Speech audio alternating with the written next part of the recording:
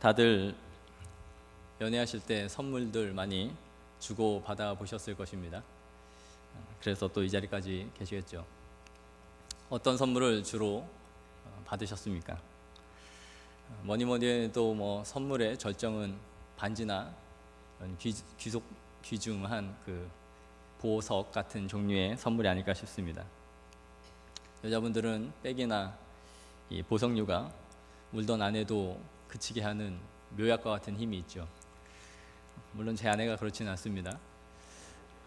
모르죠. 제가 한 번도 안 줘봐가지고 그런 묘약이 있는지 없는지를 경험으로 모르는 것일 수도 있는데, 찾아보니까 그 선물들에는 나름대로 다 의미가 있다고 합니다. 목걸이는 당신을 내 곁에 두고 싶습니다 라는 의미이고요, 팔찌는 당신은 나에게 의미 있는 사람입니다 라는 뜻입니다. 반지는 당신은 나의 사람입니다 라는 의미이고, 우리가 흔히 아는 귀걸이는 나는 당신의 종으로서 영원히 당신을 섬기겠습니다 라는 의미로 준다고 합니다. 그럼 결혼할 때 폐물을 다 주고 받아 보셨죠? 요즘 폐물은 거의 풀세트로 줍니다. 목걸이도 있고 귀걸이도 있고 팔찌도 있고 다 있는데, 그럼 그 의미가 뭐겠습니까? 당신을 나의 곁에 두고 당신은 이제 나의 사람이며 나는 당신의 영원한 종입니다 딸랑딸랑, 그런 의미가 되는 것이죠. 이 모든 것을 풀세트로 해서 다 주면서 그런 의미로 그 사람에게 폐물을 주고 사랑을 고백하는 것입니다. 그래서 결혼하셔서 지금 다 그런 의미로 살고 계시죠? 그렇게 대우받고 살고 계시죠? 그저 웃지요? 여튼 오늘날은 이러한 그 보석의 의미보다는 그냥 보석이면 다 좋습니다. 금이면 좋고 다이아면 더 좋습니다. 그런데 이런 액세서리가 굉장한 역사를 갖고 있다는 것을 보게 됩니다. 모르지만 수천 년은 좋게 됐을 것 같습니다. 지금도 미종족 국가들에 가면 그들이 외부 문명과 모든 것이 차단되어 있는 사람들임에도 불구하고 귀걸이, 목걸이 등등 장신구들을 수없이 많이 하면서 살아가는 것을 보게 됩니다. 또 고고학자들이 발견해내는 수천 년 전의 유물들을 보면 귀걸이, 목걸이, 반지 같은 귀중품이 계속해서 발굴됩니다. 그럼 인간은 태생적으로 이렇게 꾸미고 자신들을 가꾸는 일에 힘써왔다는 것을 보게 되죠. 오늘 우리가 읽은 이 본문은 귀를 뚫어 귀걸이를 만드는 것을 보여주는데, 이게 약 BC 1400년 전의 일이니까 그것만 봐도 벌써 3000년이 넘은 역사를 갖고 있습니다. 히브리 종이 주인을 떠나지 않고 영원한 종이 되겠다라는 서약을 할 때에 그 사람은 귀를 뚫음으로써 주인의 영원한 소유가 된다라는 의미입니다. 아까 귀걸이의 의미가 저는 당신의 영원한 종입니다, 그런 의미라고 말씀을 드렸는데, 아마 이 의미가 매우 성경적이다라는 생각을 갖게 됩니다. 오늘 본문은 히브리 노예에 관한 법을 보여주고 있는데, 이스라엘 백성들은 가나안 땅에 들어가서 공평하게 땅을 분배받고 살았습니다. 그래서 자신이 분배받은 소유의 땅을 잘 관리해야 했던 것이죠. 그러나 사람마다 능력은 천차만별이고 게으른 사람도 있고 부지런한 사람도 있어서 누군가는 이윤을 많이 벌어서 부를 축적했지만, 또 누군가는 게으름과 또 꼼수를 부리다가 재산을 탕진하여 빚을 지게 되고 그 빚조차 제대로 갚지 못해서 노예로 팔려가는 일이 발생했던 것이죠. 그래서 자녀들까지 뿔뿔이 흩어지는 일도 생겼을 것입니다. 그런 경우를 대비해서 하나님께서는 이스라엘 백성들에게 한 제도를 주셨는데, 만약 너희 이스라엘 백성 중에 누군가가 재산을 잃고 다 탕진하여 노예로 팔리게 되면 그 주인을 위해서 6년을 섬기고 7년째는 놓아주라 라는 것입니다. 그리고 놓아줄 때는 그냥 놓아주는 것이 아니라 6년 동안 너를 섬긴 것에 대한 대가를 후히해서 그가 나갈 때에 그것을 주어서 함께 나갈 수 있도록 자유함과 함께 그에게 그만한 삭슬 치러주라 라는 것이죠. 이런 내용이 오늘 본문에는 나와 있지 않지만 병행 구절이 되는 신명기 15장 12절에서 18절에 이렇게 잘 나와 있습니다. 이렇게 떠나보내는 종에게 후하게 삭슬 6년치를 다 쳐주면서 돌려보내는 이유는 이 사람이 나갔을 때에 다시 재산을 잃고 노예로 팔려가는 것을 막기 위한 조치였을 것입니다. 그래서 그가 받은 그 돈으로 다시 살아갈 수 있도록 돈을 주어서 살 수 있도록 해주는 것이죠. 그런데 오늘 본문 3절을 보시면 그가 단신으로 왔으면 단신으로 나갈 것이요 장가 들었으면 그의 아내도 그와 함께 가려니와 만일 상전이 그에게 아내를 주어 그의 아내가 아들이나 딸을 낳았으면 그의 아내와 그의 자식들은 상전에게 속할 것이요 그는 단신으로 나갈 것이로되 이렇게 말씀하고 있습니다. 들어왔을 때 혼자였으면 혼자 나가라. 들어올 때 결혼을 해서 처자가 있었으면 처자와 함께 나가도 된다. 하지만 상전이 만약에 중매를 서서 너와 결혼을 하게 하고 식졸이 생겼다면 그 아내와 식졸들은 주인의 것이니 나가려거든 너 혼자 나가라 라는 것이죠. 그래서 5절에 만일 종이 분명히 말하기를 내가 상전과 내 처자를 사랑하니 나가서 자유인이 되지 않겠노라 하면 상전이 그를 데리고 재판장에게로 갈 것이요 또 그를 문이나 문설주 앞으로 데리고 가서 그것에다가 송곳으로 그의 귀를 뚫을 것이라. 종이 나의 상전과 내 처자를 사랑하여 내가 자유가 될 권리를 포기하겠다라고 할 때에 어떻게 해야 하는지를 보여주고 있는 것입니다. 여기서 귀를 뚫는다라는 의미는 오늘날 소나 돼지를 자신의 것이라 구별하기 위해 인두로 몸에다가 찍는 것을 다 아시죠? 그래서 우리가 돼지고기 먹으면 푸른 색으로 찍혀있는 부분들이 있는데 그렇게 돼지나 소의 인두로 지지거나 소 고삐에다가 색인을 달아서 누구의 소인지를 식별하는 것과 같은 것입니다. 이렇게 자유를 포기하면 주인은 그 노예를 재판장에게로 데리고 가서 많은 사람들이 보는 앞에서 문설주에다 그 귀를 뚫고 이 사람이 나의 소유의 노예입니다 라는 것을 식별할 수 있도록 귀에다 귀고리를 달았다 그런 의미죠. 이렇게 종은 귀를 뚫음으로써 그 주인의 영원한 소유가 되었음을 확인하는 절차였던 것입니다. 언뜻 보면 이 본문은 아내나 자녀가 볼모가 되어서 자유롭게 나가고 싶은 종이 나가지를 못하고 이 주인에게 잡혀있는 종신계약, 노예계약처럼 보여질 수 있습니다. 그러나 우리는 이 말씀을 볼 때에 이 법이 한 가족을 생리별시키는 잔인한 제도가 아니라는 것을 봐야 합니다. 이 두 사람이 히브리 노예들이었다라면 아내도 6년 후에는 나갈 수 있습니다. 그러니까 길어야 6년 후에는 다시 같은 자유인의 몸으로 만날 수 있는 상황에 있었다라는 것이죠. 자녀들도 동일했을 것입니다. 더욱이 신명기 23장 15절을 보시면 종이 그 주인을 피하여 내게로 도망하거든 너는 그 주인에게 돌리지 말라라고 명령합니다.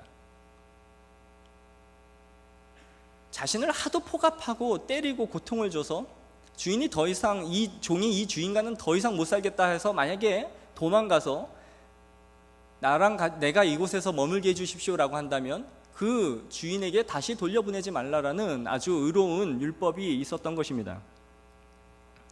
도대체 어느 나라의 법이 노예는 그 주인의 소유일진데 도망쳐서 같이 살게 해달라고 하면 그 주인에게 되돌리지 말고 그를 머물게 해주라는 법이 있겠습니까? 이것이 로마에 가면 오네시모라는 종의 이야기를 하면서 나오는데 로마법은 종이 탈출을 하다 걸리면 사형을 시켰습니다. 죽여도 할 말이 없는 짐승과 같은 존재가 노예였습니다. 그러나 히브리 종은 이와는 완전히 다른 지금 율법에 명시해주고 있는 것이죠. 이 종이 무엇 때문에 그렇다면 자신의 자유도 포기하고 평생의 종으로 살 것을 동의하여 귀를 뚫는가 하는 그 의미를 우리는 살펴봐야 하는 것입니다. 그것을 알기 위해서 우리는 이들의 주종관계가 우리나라나 서양과 같은 그러한 주인과 노예의 관계가 아니라는 것을 알아야 합니다. 히브리인으로서 종이 된 사람들은 비록 그가 빚을 탕감받기 위해 일을 하고 있을 망정 그가 맞거나 포갑을 당하는 일은 없습니다. 즉 우리가 말하는 오늘날의 노예와 같은 대우를 받지 않았다라는 것이죠. 이들은 한 집안에서 한 가족처럼 살았습니다. 그 일례를 잘 보여주고 있는 것이 바로 엘리에셀입니다. 아브라함이 자신의 자녀가 없자 자신의 후사가 바로 엘리에셀이 될 것이다 라고 믿었습니다. 그래서 엘리에셀이나 주님 앞에 잘 되기를 원하나이다 라고 하나님께서 약속해 주실 때에도 그런 자신의 소망을 말했죠. 그러니까 자신에게 아들이 없으면 가장 신실하고 믿을 만한 종 한 사람을 선택해서 그 노예가 자신의 가업을 물려받을 만한 위치에 갈 수도 있었다라는 것입니다. 즉 후견인으로 세울 수 있었던 것이죠. 그러니까 넓게 보면 종은 그 집의 양자로도 가능했다라는 것이죠. 그래서 주인과 깊은 인격적인 관계를 맺고 살았고 양자처럼 여겨질 수 있는 사람이 바로 종이었습니다. 이 노예는 빚을 지기 전까지 수없이 많은 어려움을 겪었겠죠. 자신의 재산을 다 잃어버릴 만큼 우여곡절을 겪다가 이 주인에게 팔려나가는 신세까지 되었을 것입니다. 6년을 섬겼고 자신에게 후하게 삭슬 쳐서 돌려보내는 이 종은 떠나갈 수 없었던 것이죠. 왜 그럴까요? 그것은 이 주인이 자신에게 베풀어준 은혜와 사랑이 너무나 컸기 때문입니다. 만약에 자신이 독립을 하게 되면 자신은 이제부터 스스로 살아가야 할 독립의 준비를 해야 했습니다. 땅도 얻어야 했고 재산을 스스로가 증식해 나가야 합니다. 뿐만 아니라 오늘날처럼 치안이 안전하지 못한 이 사회에서는 자신의 식줄이 적으면 적을수록 외부의 침입을 당하기가 아주 쉬운 그런 상황이었죠. 그러니까 거부들은 아브라함에게 보여주는 것처럼 자기 스스로가 데리고 있는 군사까지 갖고 있을 만큼 군사들을 거느릴 수 있었습니다. 그러니까 자신의 신변도 제대로 건사하기가 매우 힘들어지는 것입니다. 그는 스스로 자신을 보호해야 하며 가족들을 건사해야 하는 책임을 떠안게 되는 것입니다. 그러다가 자신이 또 한 번 실수를 하면 자신의 가족들을 또 한 번 잃을 것이고 자신의 재산을 잃어 다른 주인에게 또다시 팔려갈지도 모르는 위험부담이 있었던 것이죠. 이미 이러한 실패로 인해 자신이 노예가 되었던 경험이 있는 이 노예에게는 히브리 종으로서 다시 독립하여 나아간다는 것이 여간 부담스러운 일이 아니었을 것입니다. 그렇게 되면 이제까지 자신이 모시던 이 주인과는 다른 비인격적인 주인을 만나서 더 많은 고생을 할 수도 있는 상황이 자신에게 벌어질 수 있었던 것이죠. 그러니 이제는 떠나고 싶지 않다라는 생각을 가졌던 것입니다. 이것을 잘 이해하기 위해서 하나의 예를 말씀드리겠습니다. 조선이 멸망한 데는 여러 가지 이유가 있었겠지만 그 중에 하나가 이 조세 제도 때문이었습니다. 탐관 놀이들이 극성을 떨면서 많은 사람들을 포탈하고 세금을 뜯어가기 위해 조세들을 거두는 이 방식들이 매우 다양했습니다. 조세의 제도들을 보면 황폐해서 더 이상 농경을 할 수 없는 휴경지에 세금을 매기는 백지징세, 자신이 공금을 떼어먹고 횡령한 것을 메우기 위해서 사람들에게 그 이상의 세금을 부담시키는 도결, 16세에서 60세까지만 세금을 거둘 수 있도록 해놓은 제도였는데 핏덩어리 같은 어린 아이들에게까지 조세를 부담시키기 위해 16세로 편입시키는 황구점정, 심지어 죽은 사람들에게까지도 남아있는 가족들에게 부담을 시키는 백골징포, 어마어마한 세금의 방식들이 있었습니다. 이런 수탈에 이기다 못하여 결국 산이나 도둑이 되거나 하여 도망을 치게 되면 도망가지 않은 그 가족들, 일가 친척들이 모두 그 책임을 떠안게 되는 인징, 족징과 같은 무서운 세금 제도가 있었던 것이죠. 그러니 국민들이 살 수가 없어서 그 나라가 피폐해지고 도탄에 빠지는 것은 당연한 일이었습니다. 그러다 보니까 어떠한 일이 벌어졌느냐면 이 시기에 농민, 즉 양민들이 자신들의 족보를 다 팔아버리고 노비가 되는 일이 벌어졌습니다. 왜냐하면 노비가 되면 그에게는 두 가지 의무가 없었습니다. 첫째는 세금의 의무가 없었고, 두 번째는 병역의 의무가 면제되었습니다. 그러니 이래도 세금을 못 내서 죽고 저래도 망할 바에는 차라리 내가 노비라도 되어서 밥이나 끼니나 얻어먹고 살자라고 해서 모든 재산을 다, 재산은 이미 잃은 상태이고 족보를 팔고 그리고 나서 식졸들을 데리고 노비가 되어버리는 것이죠. 그래서 국가적인 매우 불균형 현상이 일어나는데, 노비가 전체 국민의 70%가 육박하는 일이 벌어지는 것입니다. 세금을 뜯어먹을 양반들은 득시글득시글한데 정작 세금을 내야 할 양민들은 없는 이러한 불균형이 벌어지니까 국가가 망하죠. 왜 양민으로서 자유롭게 농사를 짓고 내가 원하는 대로 나의 가족들을 데리고 살아갈 수 있는데 차라리 노예가 되어서 노비가 되는 것이 낫겠다라는 생각을 하게 될까요? 오늘 본문과 잘 비교하여 생각해 봐야 합니다. 이스라엘 백성들에게 주신 이 율법 제도는 아주 선한 방식으로 사회적 법으로 주신 것입니다. 그러나 이것이 세부적으로 주어진 법이 아니므로 이 대부분의 실행 여부는 이 주인의 인덕에 의해서 결정되는 것이 대부분이었습니다. 즉, 이 주인이 내가 하나님의 말씀대로 율법대로 그렇게 살아가고 대우를 해야지라고 하면 이 법은 그 주인에게 잘 실행되는 것이지만, 나는 이것을 무시하고 살 테다 라고 한다면 이 법은 실현되지 않을 가능성이 매우 많았다라는 것이죠. 희년도 마찬가지였습니다. 그가 포악하고 하나님을 경외하는 주인이 아니라면 이 말씀에 어긋날 것이기 때문에 이 법은 큰 효력을 발휘할 수 없었던 것입니다. 그러니까 귀를 뚫는 종이 자신의 자유를 포기하고 주인의 밑으로 돌아온다는 것은 평생을 그 주인의 밑에서 그의 지시를 받고 일을 해나가야 하는 것이지만, 그것은 그에게 결코 고통스러운 일이 아니었다라는 것이죠. 왜냐하면 그 주인은 선하고 의로운 사람이었기 때문입니다. 하나님의 말씀대로 그 종도를 자식처럼 아끼고 돌볼 뿐만 아니라 그에게 있는 식졸들까지도 잘 보살피는 그런 의로운 주인이다라는 것입니다. 그는 내가 6년을 다 채웠지만 나가서도 이런 주인을 다시는 못 만날 것이다라는 확신이 있었던 것입니다. 자신이 스스로 빌어먹을 때는 오히려 빚만 져서 여기까지 굴러왔지만, 내가 이 밑에 들어온 이후로는 오히려 내 재산이 늘고 내 가업이 풍성하며 자녀들도 이 주인의 도움으로 잘 자라고 있는 것을 보고 있었던 것이죠.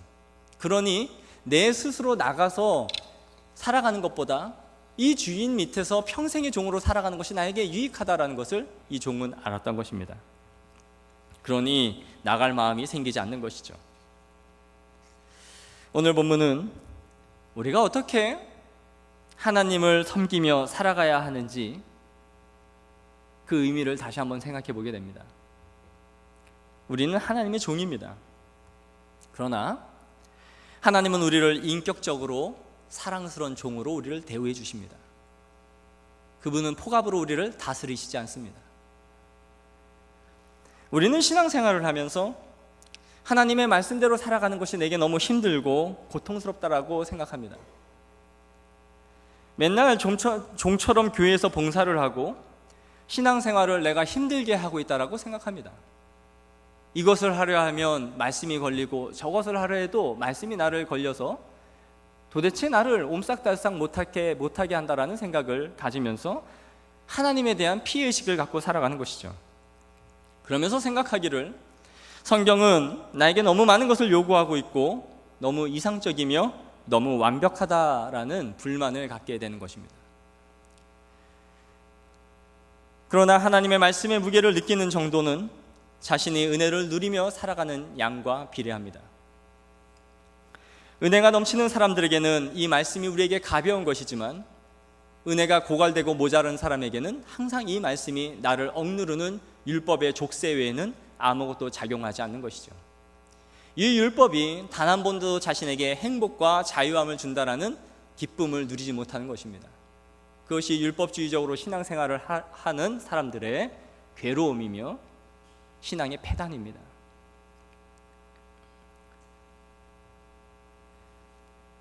이 귀를 뚫는 종처럼 이 주인의 선하심, 이 주인의 풍성함을 경험해 보지 못했기 때문에 하나님 앞에서 행할 의무만을 생각하면서 하나님이 주신 율법이 자신에게 가혹하다라고 생각하는 것입니다. 그러나 하나님의 은혜를 풍성히 공급받고 살아가는 성도들에게는 이 말씀이 가혹하다거나 나를 누른다거나 내가 할 수 없는 일을 그분이 볼모로 잡아 나를 끌고 가고 있다라는 포갑적인 군주로서 하나님을 인식하지 않는 것이죠.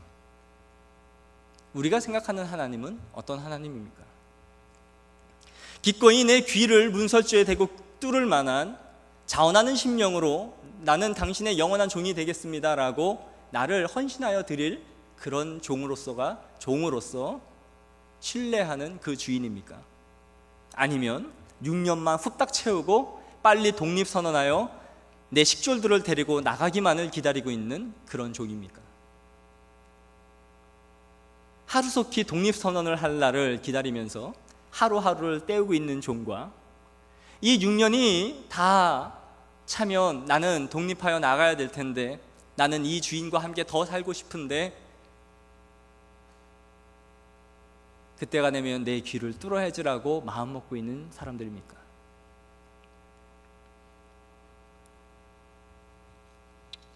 오늘 귀를 뚫는 자원하는 이 종의 말씀은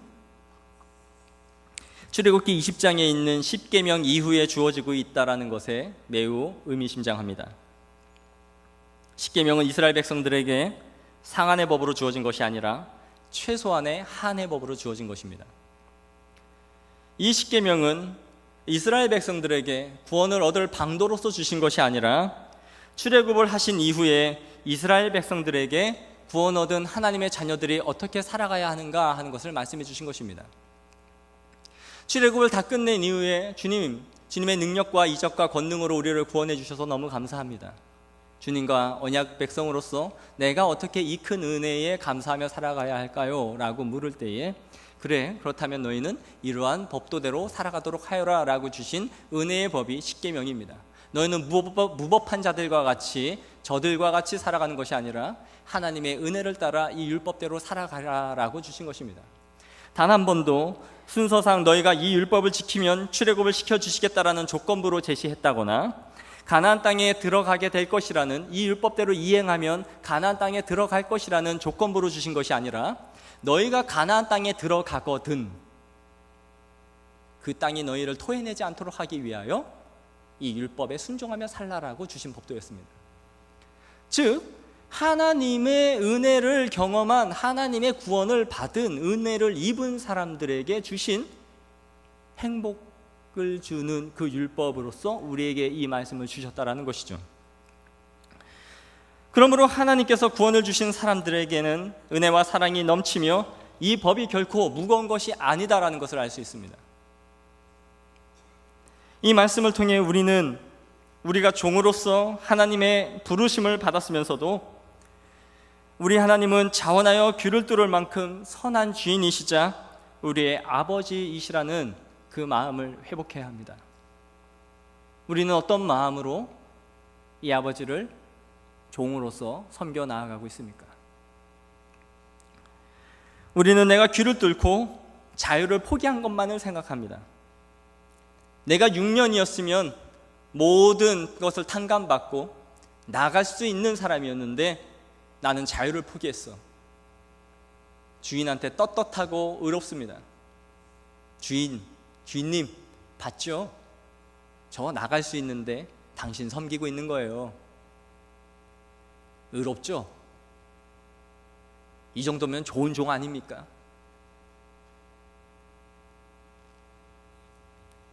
내 마음대로 주권을 가지고 살아간다면 잘 살아갈 수 있는 자신이 있습니까?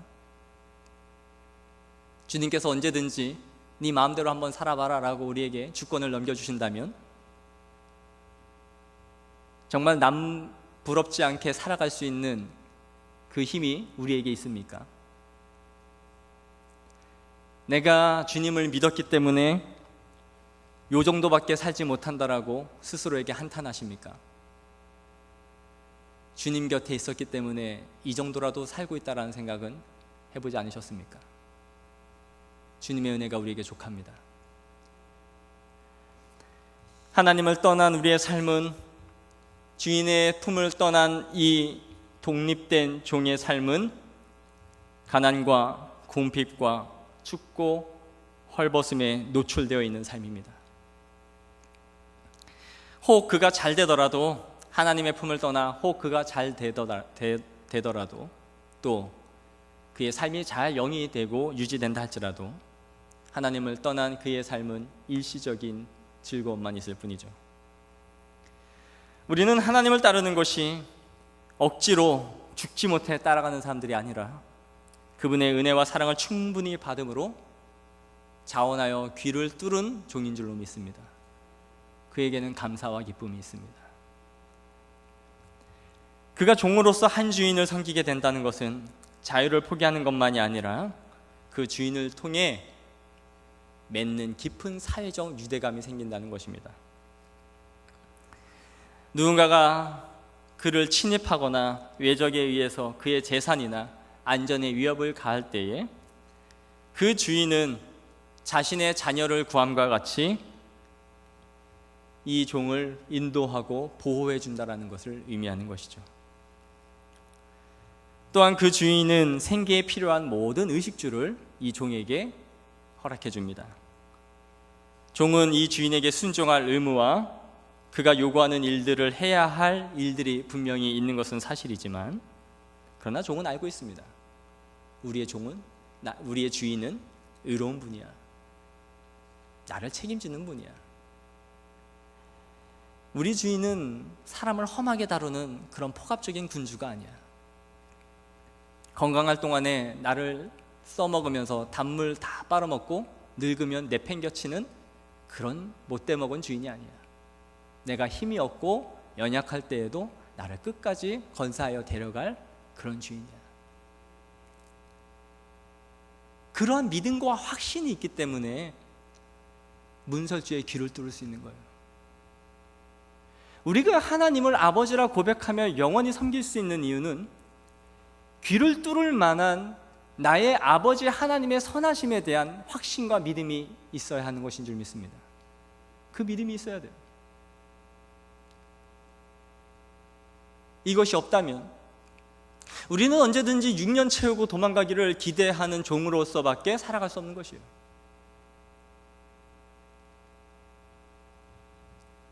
선한 주인이라는 것을 알 때에 그 종은 평생을 바쳐 주인을 믿고 따르겠다라는 선언으로서 내 귀에 인을 치는 것입니다. 인두로 지져 내 몸에 새겨서 나는 영원한 이 주인의 소유임을 드러내는 것이죠. 마치 백정, 노비들이 그의 몸에 새겨서 어디를 가도 그가 노예임을 알 수 있도록 찍듯이, 그것이 자유가 없는 세상에서는 비굴하고 자신의 신분을 나타내는 억울한 일이었지만, 우리는 주님의 인쳐진 백성들마다 자유함이 있는 줄로 믿습니다. 우리는 그러므로 주 안에서 자유하나 종이요, 우리는 주 안에서 종이지만 자유한 사람들입니다. 사랑하는 성도 여러분, 우리가 주님의 종으로서 그분의 말씀에 준행하여 살아가는 것은 우리에게 가혹하고 무거운 것이 아닙니다. 하나님을 사랑하는 것은 이것이니 우리가 그의 계명을 지키는 것이라. 그의 계명들은 무거운 것이 아니로다. 아멘. 그분의 법이 무겁지 않기 위해서는 우리가 그분의 날개 그늘 아래 거해야 합니다. 그분의 풍성한 은혜 안으로 들어오셔야 됩니다. 그분의 인도하심의 은혜의 혜택들은 이루 말할 수 없습니다. 스스로 독립을 선언한 종에게는 차가운 바람과 가혹한 현실이 있을 뿐이지만, 주인의 넓은 품 안에 살아가는 종은 항상 따뜻합니다. 왜냐하면 그 주인이 열과 성을 다해 종을 사랑하고 아끼기 때문입니다. 사랑하는 성도 여러분, 독립을 선언하기 위해 기다리는 종이 아니라 기꺼이 예수 그리스도의 십자가라는 문설주 앞으로 다가가 우리의 목을 기꺼이 들이우고 우리의 귀를 뚫는 종이 되기를 원합니다. 그래서 영원히 주님의 종으로 살고 영원히 주님을 섬기는 것이 나의 일생의 행복이고 기쁨임을 확인하는 저와 여러분이 되기를 축복합니다. 기도하겠습니다.